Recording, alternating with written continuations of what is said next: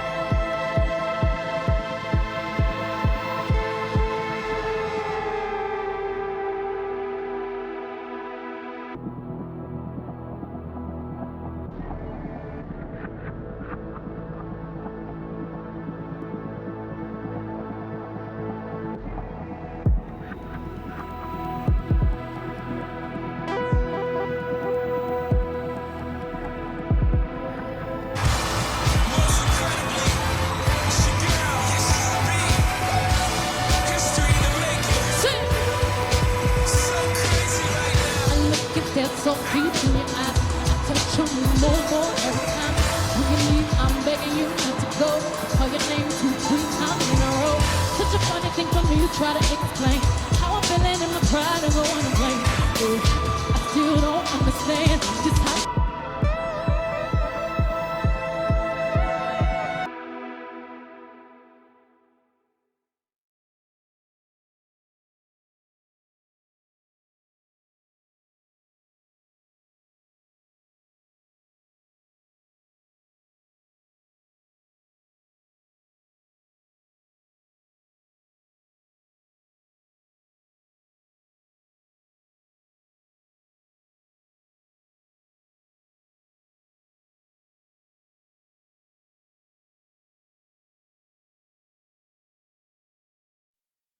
Daniel 7. In the first year of Belshazzar, king of Babylon, Daniel had a dream and visions of his head upon his bed. Then he wrote the dream and told the sum of the matters. Daniel spake and said, I saw in my vision by night, and behold, the 4 winds of the heavens strove upon the great sea, and 4 great beasts came up from the sea, diverse one from another. The first was like a lion, and had eagle's wings. I beheld till the wings thereof were plucked, and it was lifted up from the earth, and made stand upon the feet as a man, and a man's heart was given to it. And behold another beast, a second, like to a bear, and it raised up itself on one side, and it had 3 ribs in the mouth of it, between the teeth of it. And they said thus unto it, Arise, devour much flesh. After this I beheld, and lo, another, like a leopard, which had upon the back of it 4 wings of a fowl. The beast had also 4 heads, and dominion was given to it. After this I saw in the night visions, and behold a 4th beast, dreadful and terrible, and strong exceedingly, and it had great iron teeth. It devoured, and brake in pieces, and stamped the residue with the feet of it. And it was diverse from all the beasts that were before it, and it had 10 horns. I considered the horns, and behold, there came up among them another little horn, before whom there were 3 of the first horns plucked up by the roots. And behold, in this horn were eyes like the eyes of man, and a mouth speaking great things. I beheld till the thrones were cast down, and the Ancient of Days did sit, whose garment was white as snow, and the hair of his head like the pure wool. His throne was like the fiery flame, and his wheels as burning fire.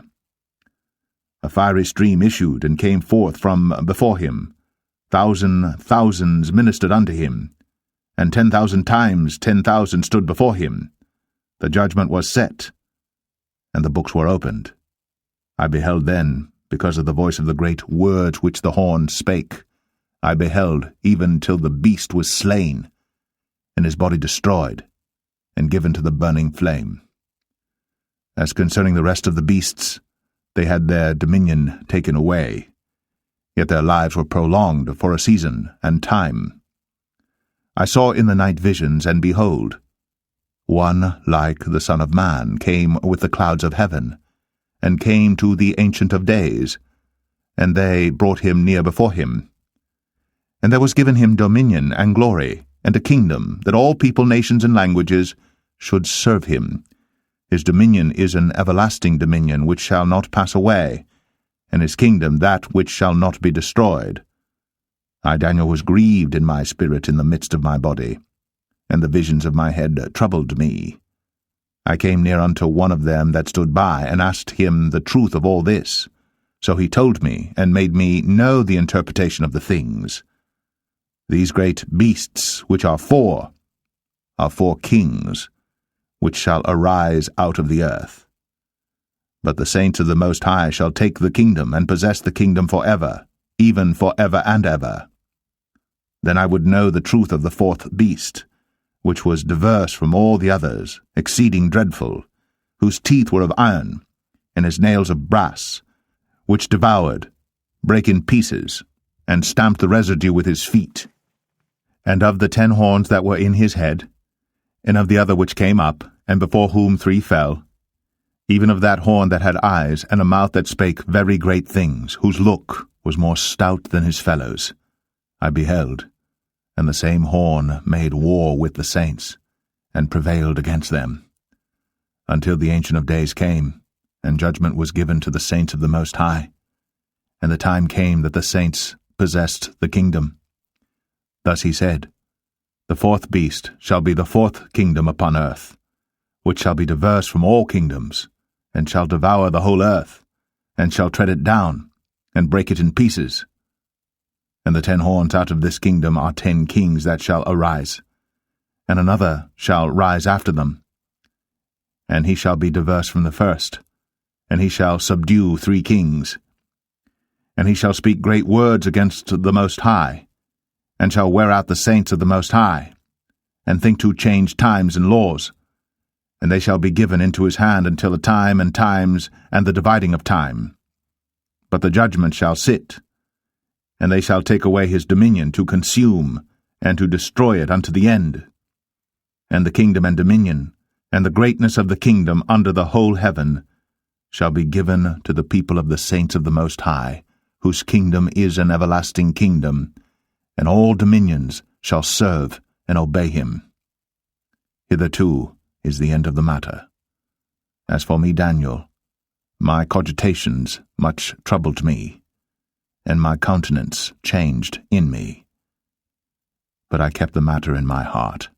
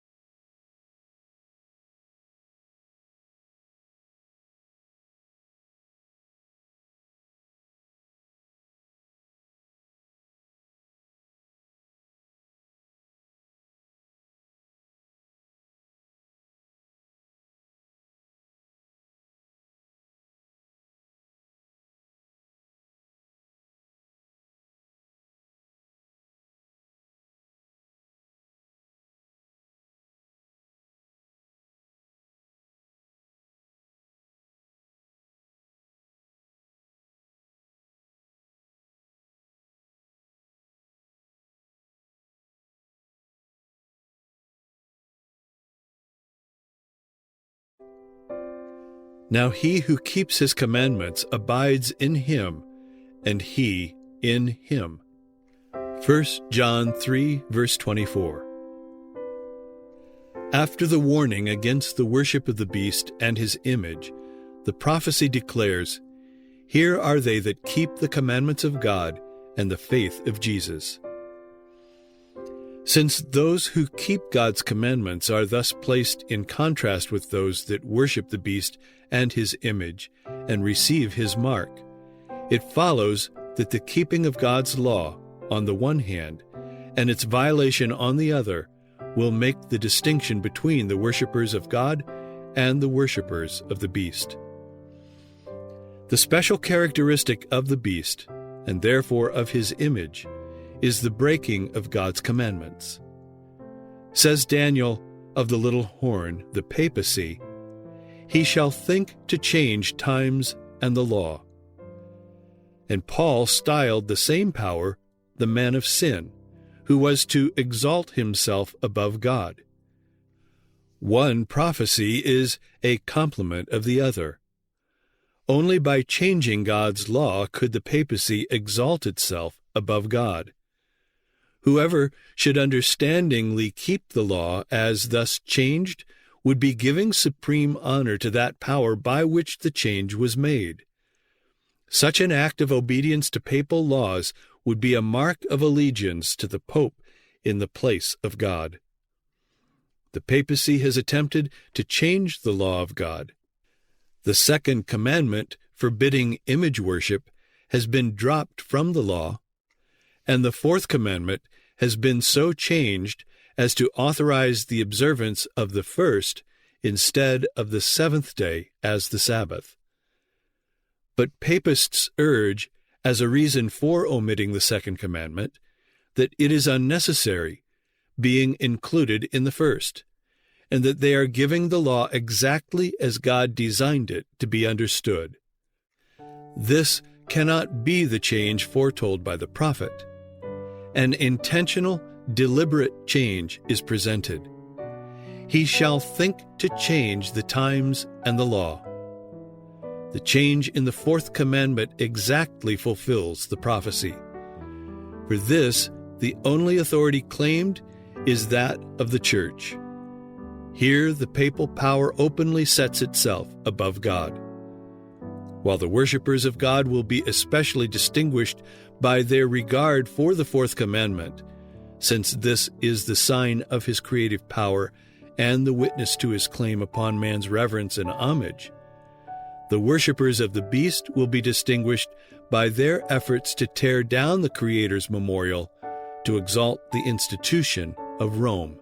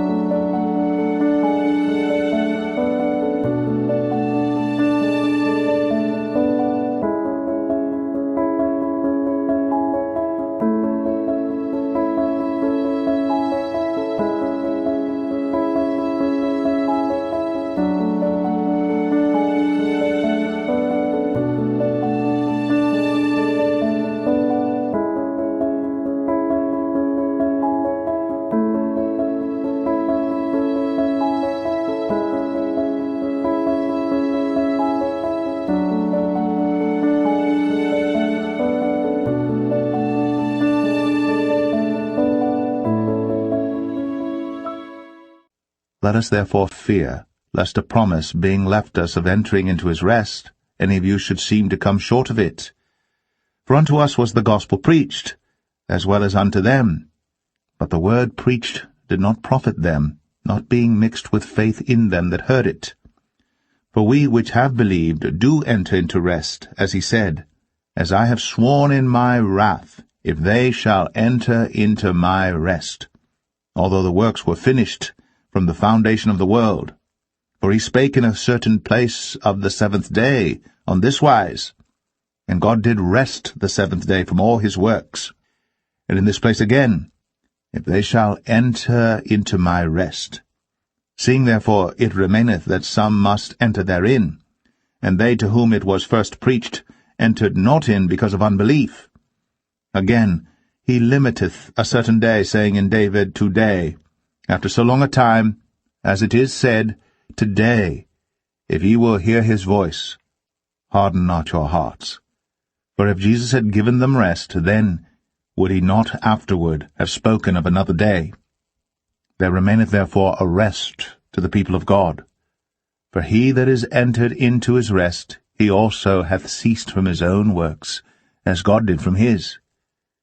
Let us labor therefore to enter into that rest, lest any man fall after the same example of unbelief. For the word of God is quick and powerful, and sharper than any two-edged sword, piercing even to the dividing asunder of soul and spirit, and of the joints and marrow, and is a discerner of the thoughts and intents of the heart. Neither is there any creature that is not manifest in his sight, but all things are naked, and opened unto the eyes of him with whom we have to do. Seeing then that we have a great high priest that is passed into the heavens, Jesus the Son of God, let us hold fast our profession.